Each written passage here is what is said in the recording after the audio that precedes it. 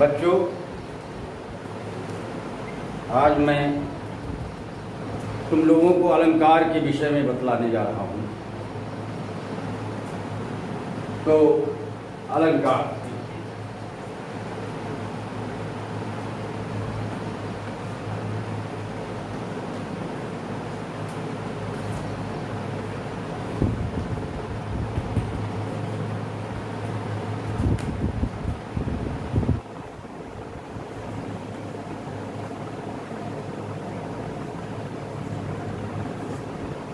तो अलंकार को बच्चों अंग्रेजी में फिगर ऑफ स्पीच कहते हैं। अलंकार दो शब्दों के संयोग से निर्मित है, अलंक और कार।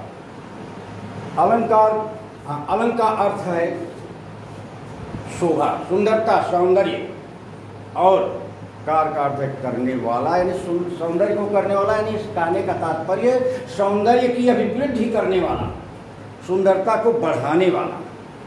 तो इसीलिए महिलाएं जो आभूषण धारण करती हैं तो उसका भी ये अलंकार जो है पर्याय है।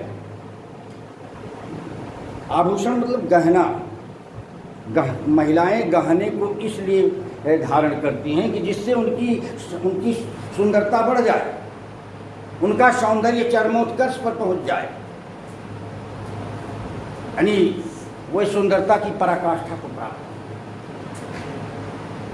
तो इसी तरह जैसे महिलाएं अपने सौंदर्य को बढ़ाने के लिए आभूषण धारण करती हैं, उसी तरह कविता में अलंकारों का प्रयोग कर देने से उनकी सौंदर्य में वृद्धि हो जाती है। तो इस तरह काव्य की शोभा बढ़ाने वाले तत्वों को अलंकार कहते हैं। इसके विषय में मेरी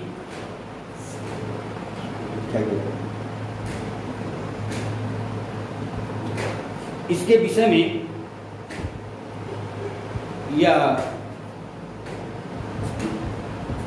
मेरी यह पंक्ति जो है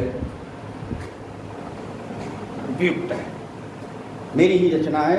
मैं प्रायः पहला कविता में कोई उदाहरण दूंगा तो अपनी ही रचना रहेगी कि वही अनुपम तत्व काव्य की, वही अनुपम तत्व काव्य की अलंकार, वही अनुपम तत्व काव्य के जो सौंदर्य बढ़ाते हैं, श्याम उन्हीं तत्वों को कोविद अलंकार बतलाते। मेरी रचना है। देखिए, जैसे कोई कविता जब तुरंत बनाओ तो वही फिर सुनाओ तो नहीं सुना मिलता, क्योंकि वो याद नहीं रहता। जिन कविताओं को कहते कहते कभी अभ्यस्त हो जाता है तो वह याद हो जाता है, तो ऐसे कहता है तो उसका एक अलग वो रंग होता है। तो वही अनुपम तत्व काव्य के जो सौंदर्य बढ़ाते हैं, श्याम उन्हीं तत्वों को कोविद अलंकार बतलाते हैं।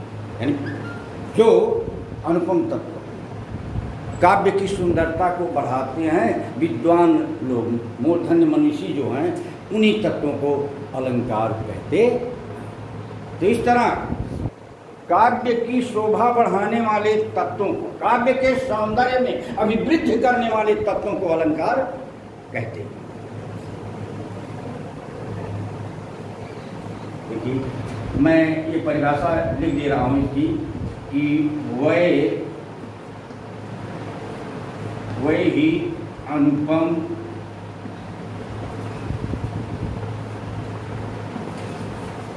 तत्व काव्य के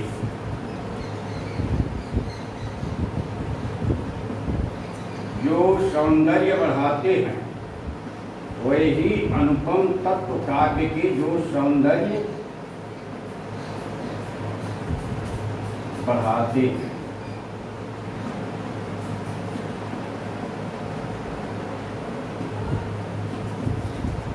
श्याम मेरी कहती उन्हीं तत्वों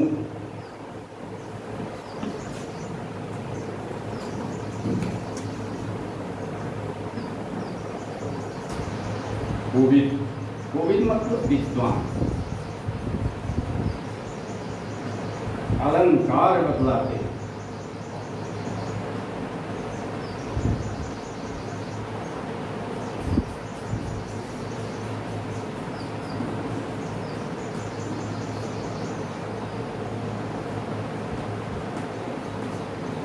हाँ, एक बार आप लोग फिर अलंकार की परिभाषा सुन लीजिए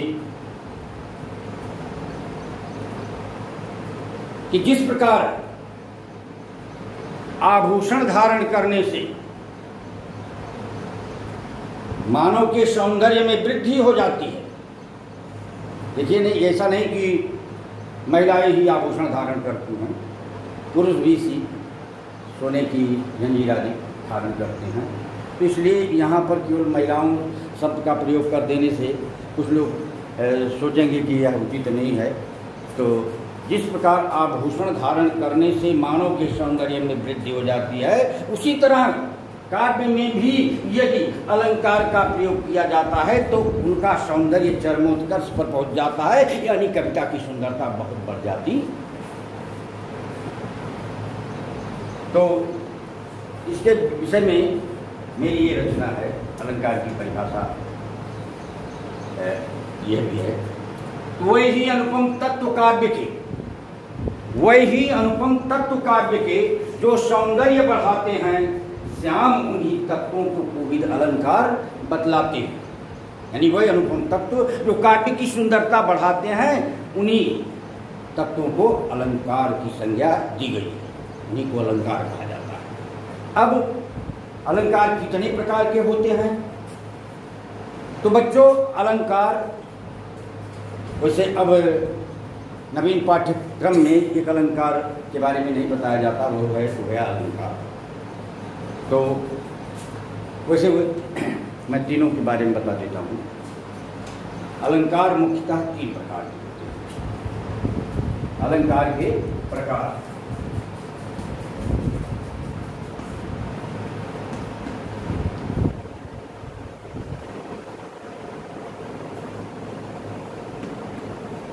अलंकार के प्रकार यानी kinds of figure of speech. तो अलंकार मुख्यतः 3 प्रकार के होते हैं। नंबर 1 शब्दालंकार,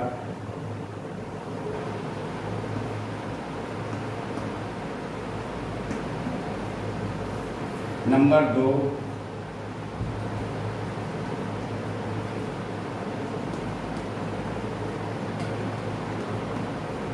अर्थालंकार,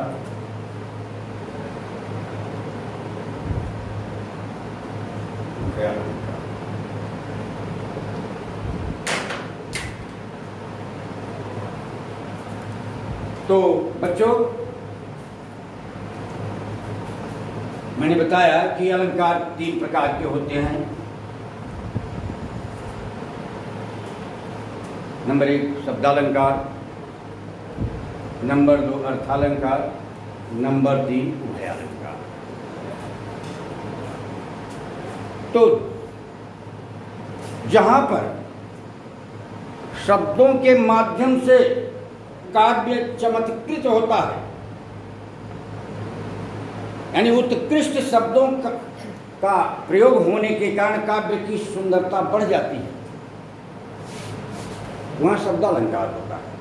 यानी शब्दों के कारण जहां पर काव्य में चमत्कार उत्पन्न होता है, वहां शब्दालंकार। और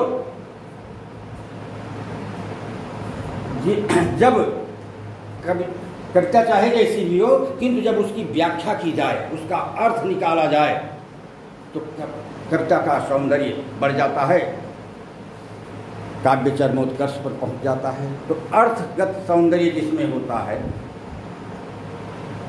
वहां पर अर्थालंकार होता है। और उभयालंकार, जहां पर शब्द और अर्थ दोनों के कारण काव्य की सुंदरता बढ़ती है, वहां पर उभयालंकार होता है। उभय माने दोनों, शब्द और अर्थ दोनों जहां पर कविता को चमत्कृत करते हैं, वहां पर उभयालंकार होता है। तो अब हम वैसे अब नवीन पाठ्य पुस्तकों में उभय अलंकार के बारे में नहीं बताया जाता, तो इतना परीक्षोपयोगी है और कक्षा 6 से लेकर के 12 तक के लिए उपयोगी है। मैं उन सबके बारे में बताता हूँ।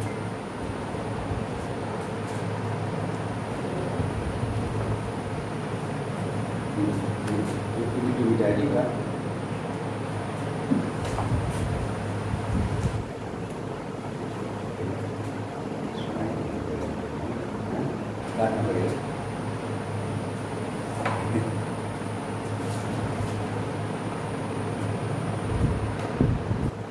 तो अब देखिए बच्चों, अब हम सबसे पहले शब्दालंकार के बारे में बतलाएंगे। तो शब्दालंकार मुख्य रूप से 3 वैसे हैं और भी, किंतु मुख्य रूप से 3: अनुप्रास अलंकार, यमक अलंकार और श्लेष अलंकार।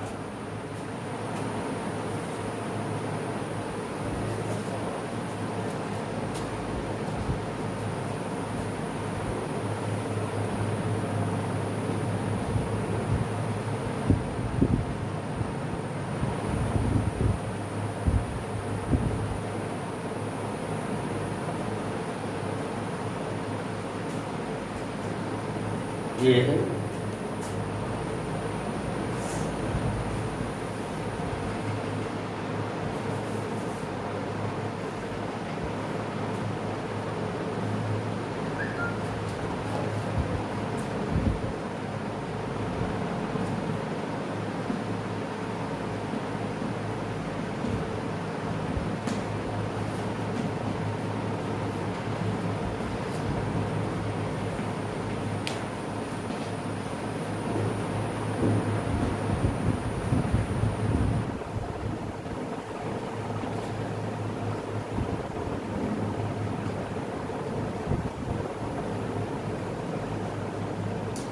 तो बच्चों, शब्दालंकार मुख्य रूप से 3: अनुप्रास अलंकार, यमक अलंकार और श्लेष। तो सबसे पहले हम अनुप्रास अलंकार के बारे में बताते हैं। अनुप्रास देखिए, अनुमाने बाद भी होता है, अनुमाने बार बार भी होता है, और प्रास माने वर्णों की आवृत्ति, यानी वर्णों का बार बार आना। तो काव्य में जहां पर एक ही वर्ण की आवृत्ति बार बार, या यूं कहें कि एक से अधिक बार होती है, वहां पर अनुप्रास अलंकार होता है। एक बार फिर सुन लीजिए। काव्य में जहां पर एक ही वर्ण की आवृत्ति बार बार अर्थात एक से अधिक बार होती है, वहां पर अनुप्रास अलंकार होता है। देखिए, मैं लिख करके ही बतला देता हूं। तो देखिए, मैं कविता का उदाहरण जो भी बतलाऊंगा वो पहली मेरी ही कविता होगी, मेरी ही रचना होगी। तो उदाहरण,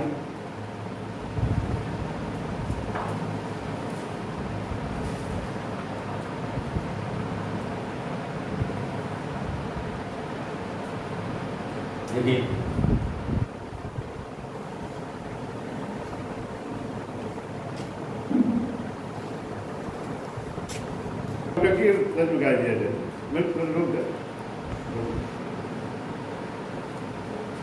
तो बच्चों, जैसे कि मैंने अभी बताया कि काव्य में जहाँ पर एक ही वर्ण की आवृत्ति बार बार अर्थात एक से अधिक बार होती है, तो वहाँ पर अनुप्रास अलंकार होता है। जैसे मेरी रचना है, जनक सुता जानकी जगत की जननी है हे भ्राता, जनक सुता जानकी जगत की जननी है हे भ्राता, और उनका हरण किए ही इससे रूठे आज विधाता। तो उपर्युक्त पंक्ति में जा वर्ण की आवृत्ति क्रमशः कई बार हुई है, अतः अनुप्रास अलंकार है। देखिए बच्चों, एक उदाहरण में है तो बहुत अच्छा उदाहरण, किंतु वह अनुप्रास अलंकार तो है ही, और उसमें उपमा अलंकार भी है, श्रृंगार रस में है, तो मैं उसको भी सुना देता हूँ।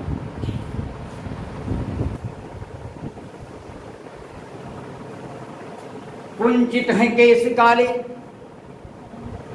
कुंचित हैं केस काले, काया तो कनक सी है, और कटिका कनक लेके कहाँ गई कामिनी। नागिन सी लटे हैं लटकती ललाट पे, जो लगती हैं जैसे कृष्ण पक्ष की हो यामिनी। गजब गुलाब सी गमक रही गोरी गोरी, गोया गति गजब की जैसे गजगामिनी। और चांद सा है चेहरा चमकता है चांदनी में, लगती है श्याम जैसे मेघ बीच दामिनी।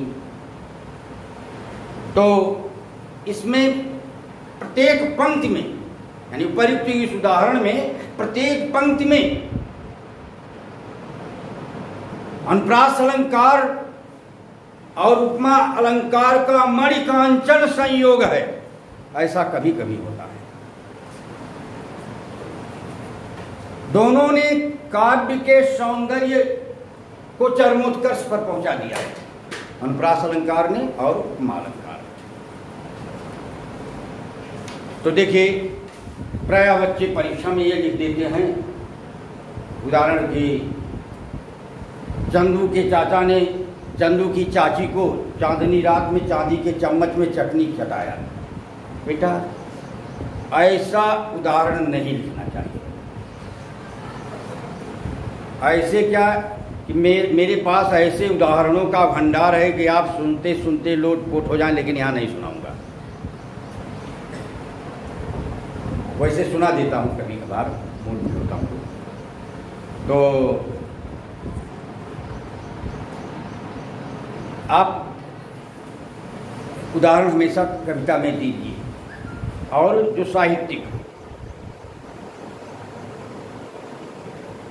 तो, और हमें कविता में मतलब, क्योंकि काव्य की सुंदरता बढ़ाने वाले तत्वों को अलंकार कहते हैं। यद्यपि ऐसा नहीं कि पद्य में अलंकार होता ही नहीं, अलंकार जहाँ भी रहते हैं, चाहे गद्य हो या पद्य हो, वहाँ पर सौंदर्य की वृद्धि करते ही हैं। किंतु जब हमारे पूर्वजों ने, मूर्धन्य मनीषियों ने ये जो परिभाषा बतला दी है, हम उसमें परिवर्तन नहीं कर सकते। तो इसलिए कविता का ही प्रयोग करना, मतलब कविता का ही उदाहरण देना चाहिए, गद्य का नहीं। तो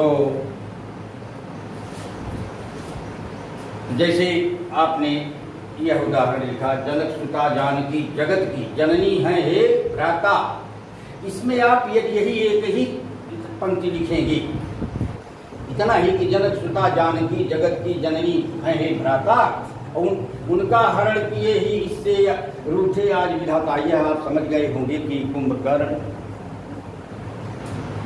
ये रावण को समझा रहा है कि तुमने सीता का जो हरण किया और तुमने जगत जननी का हरण कर लिया, अब समझ लीजिए विधाता तुमसे नाराज। तो उपर्युक्त पंक्ति यानी जनक सुता जानकी जगत की जननी है हे भ्राता, इसमें जा शब्द नहीं वर्ण, जा वर्ण की आवृत्ति एक से अधिक बार हुई है, अतः अनुप्रास अलंकार। आप साधारण में भी लिख सकते हैं, रघुपति राघव राजा राम, तरनी तनुजा तट तमाल तरवर बहु छाए, और चंद्रमा की चारुता से होत बिनु चैन चित्त चैत की चिता सी चांदनी चितई है। अब अगर यही उदाहरण लिखते हैं तो आप लिख देंगे कि उपर्युक्त पंक्ति में चावरण की आवृत्ति क्रमशः कई बार, अतः अनुप्रास अलंकार। जैसे आप रघुपति राघव राजा राम लिखते हैं तो इसमें स्पष्टीकरण जब देंगे तो आपको लिखना पड़ेगा कि उपर्युक्त पंक्ति में रावण की आवृत्ति क्रमशः कई बार हुई है, अतः अनुप्रास अलंकार। अब यमक अलंकार।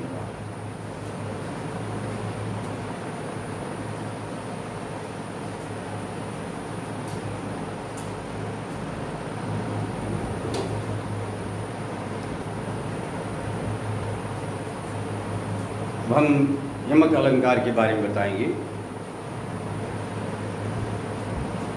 यमक अर्थात युग्म यानी जोड़ा। तो काव्य में जहां पर एक शब्द वर्ण नहीं, जैसे अनुप्रास में वर्ण का प्रयोग होता है, तो यमक में शब्द। तो काव्य में जहां पर एक शब्द एक से अधिक बार प्रयुक्त होता है, यानी एक ही शब्दों का प्रयोग एक से अधिक बार हो, किंतु उनके अर्थ भिन्न भिन्न हों, तो वहां पर यमक अलंकार होता है। जैसे इस कोरोना से है जग को रोना पड़ा, इस कोरोना से है जग को रोना पड़ा, कितनों को जान से हाथ धोना पड़ा। तो इस कोरोना से जग है, इस कोरोना से है जग को रोना पड़ा। अब आप ऐसे इस कोरोना से है जग को रोना पड़ा तो नहीं, किंतु यहाँ पर मतलब कोरोना शब्द जो है ये 2 बार प्रयुक्त हुआ है, किंतु दोनों का अर्थ अलग अलग है। पहले कोरोना शब्द का अर्थ है ये कोरोना वायरस, जिसने आज पूरे विश्व में तहलका मचा दिया है, और दूसरा रोने के अर्थ में है। किंतु इसका भी लोग कहेंगे कि भाई को अलग से आपने जोड़ा है, इसलिए उदाहरण सही नहीं है। तो उसके लिए मेरी ये दूसरी रचना, वैसे मैंने एक शब्द को हटा दिया। पहले मैंने जब मैं कक्षा बनाया तो ना यहाँ रूपवती की जगह नाजनीन शब्द था, तो कुछ लोगों ने कहा कि हिंदी थोड़ा, मैंने कहा इससे क्या फर्क पड़ता है, फिर भी बदल दिया। रूपवती के नीलांबर में, रूपवती के नीलांबर में जड़े हुए अप्रतिम सितारे सचमुच वे लगते थे जैसे नीलांबर के दिव्य सितारे। रूपवती के नीलांबर में जड़े हुए अप्रतिम सितारे सचमुच वे लगते थे जैसे नीलांबर के दिव्य सितारे। बच्चों, इस पंक्ति में नीलांबर और सितारे, इन 2 शब्दों का प्रयोग 2 बार हुआ। जैसे नीलांबर के 2 अर्थ, नीला अंबर, नीलांबर का यदि हम संधि छेद करेंगे तो हो जाएगा नीला धन अंबर। तो नीला यानी नीला रंग, अंबर यानी वस्त्र, कपड़ा। और दूसरा अर्थ है नीलांबर का, नीला तो है ही, अंबर माने आकाश, यानी नीला आकाश। तो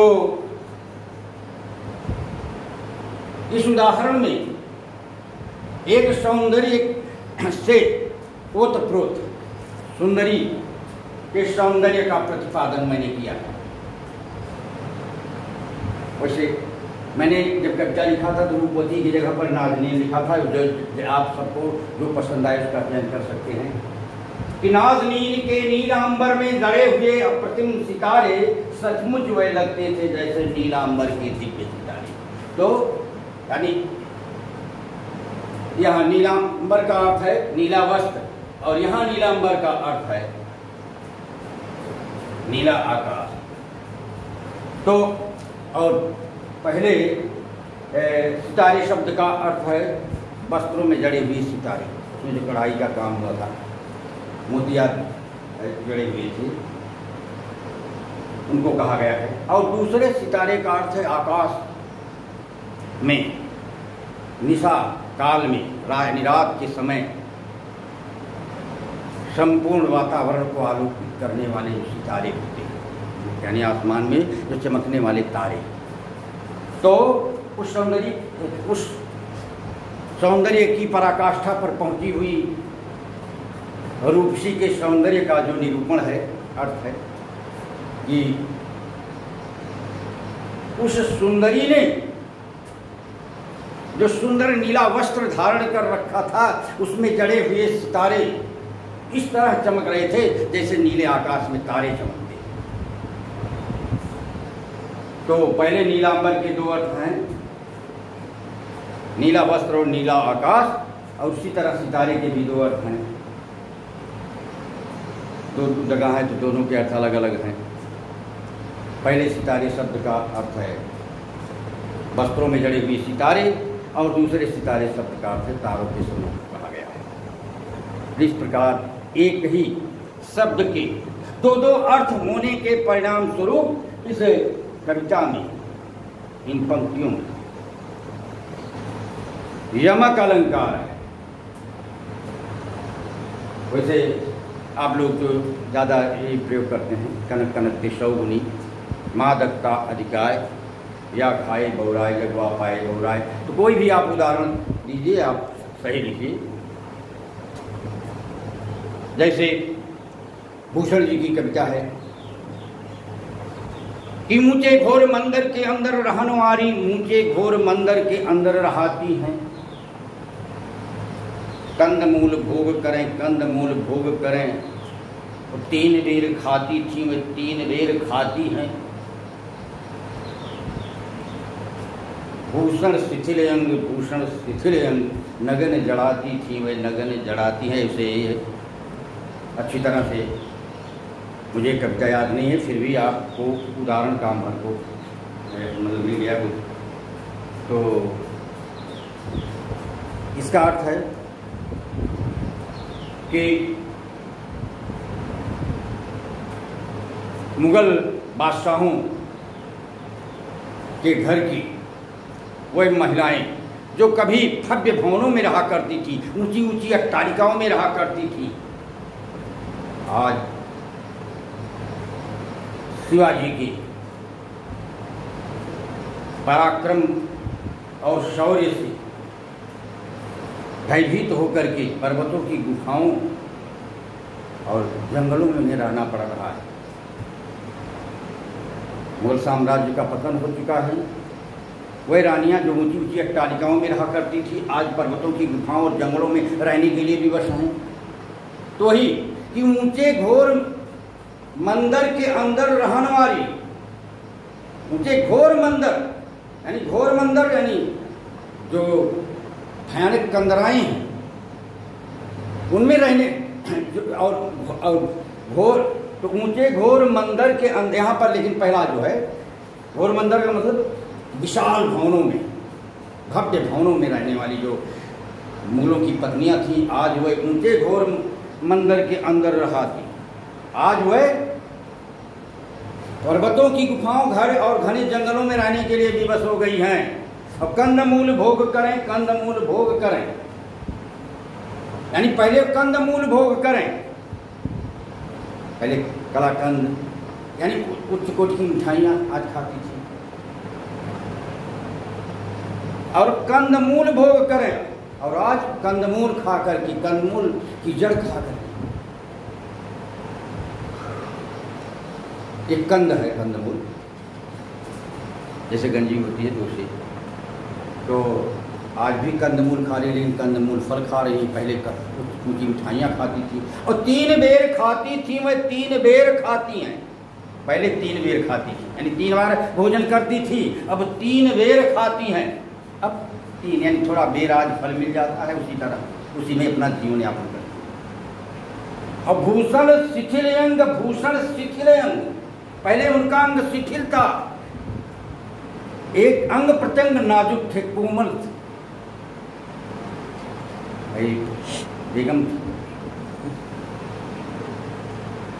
और अब भूषण शिथिल अंग, अब भूषण शिथिल, अब उनका अंग जो है वो यहाँ पर भूषण का अर्थ है भूषण कवि, भूषण ये कहते हैं भी शिथिल अंग है।